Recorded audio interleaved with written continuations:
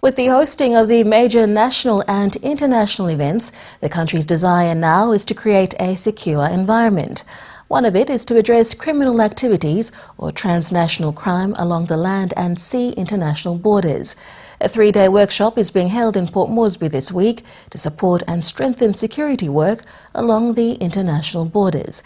Sheila Malkin covered the event and files this report.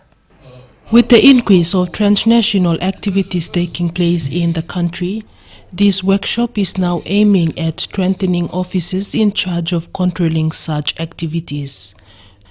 Transnational crimes by definition are crimes committed in more than one country, where the planning and financing is done in one country and the actual commission of the offense takes place in another country. In Papua New Guinea, the type of crimes committed are importing of drugs, people smuggling, identity crimes, illegal migration, illegal fishing and logging, and cybercrime. And again, it comes back to our ability to effectively police the borders. However, there are challenges faced in addressing this issue.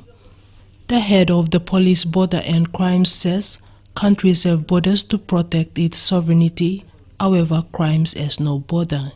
In Papua New Guinea, there are no legislation in place for such activities. We need legislations. If you try to fight something without teeth, you cannot bite something. You can catch a criminal, doing something, but how can you prosecute him if you don't have appropriate legislations to deal with?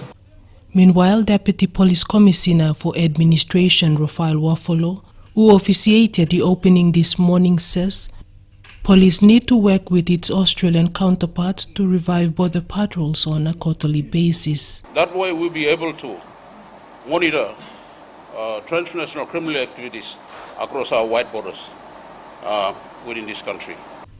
The workshop attended by transnational crimes units and provincial police commanders. These also included international partners like Solomon Islands and Fiji. An official from the Australian High Commission told participants that protection of people and economy from transnational crime is very important. The UN estimates that approximately $870 billion US dollars are lost to economies around the world every year because of transnational crime. Now that is well over 2 trillion kina.